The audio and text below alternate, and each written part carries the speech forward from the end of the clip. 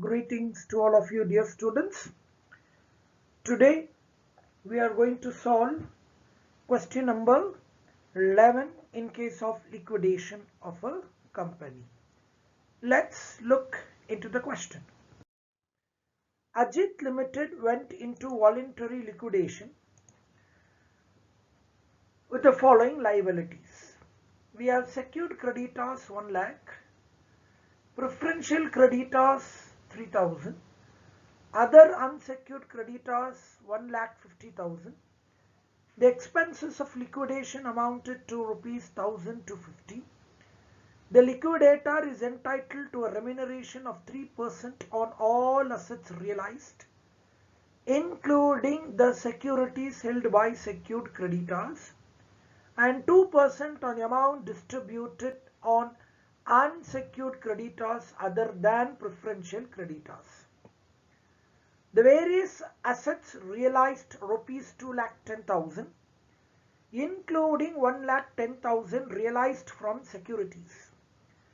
Prepare liquidator final statement of accounts.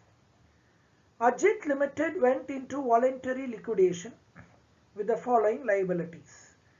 Secured creditors rupees 1 lakh, preferential creditors rupees 3,000, other unsecured creditors rupees 1,50,000. So we have all three types of creditors: secured, preferential, unsecured.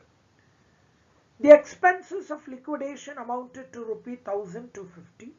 1,250 is called liquidation expenses.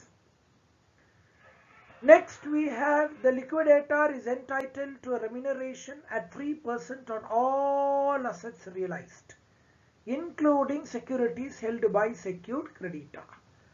So in this particular problem, the remuneration of liquidator is calculated on two.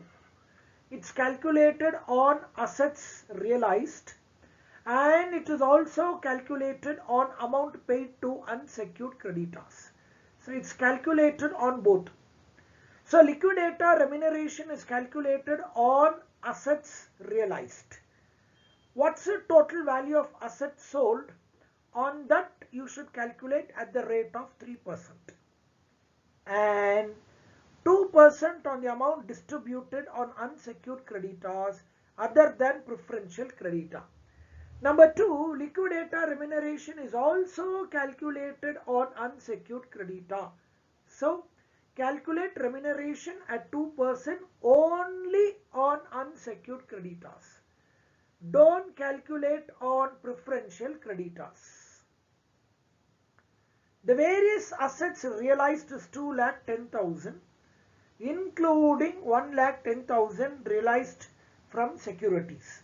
So we need not consider this 1,10,000 because 1,10,000 is already included in 2,10,000. So the various assets realized rupees 2,10,000, including rupees 1,10,000 realized from what? Securities. So we need to calculate remuneration for liquidator on 2,10,000. Prepare liquidator's final statement of accounts. Here's the answer that appears before you. So liquidator's final statement of accounts. Cash, we don't have any cash in hand or cash at bank, so it's dash.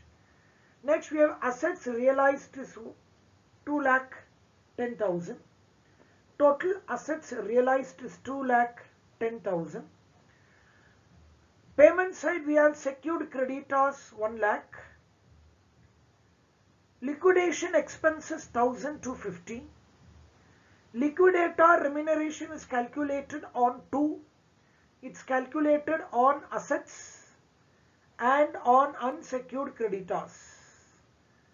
So liquidator remuneration is calculated on assets 2,10,000 into 3%. We get 6,300 rupees. On preferential creditor it's dash, and on unsecured creditor for the time being keep it pending. On unsecured creditor keep it pending. we shall check whether full amount is available to pay unsecured creditor or partly amount is available to pay unsecured creditors. For the time being, don't calculate remuneration on unsecured creditor. We don't have debenture in our problem. Then we have preferential creditor rupees 3000. Now let us check whether amount is available to pay unsecured creditor or not. Receipt side we have 2,10,000 minus secured creditor 1 lakh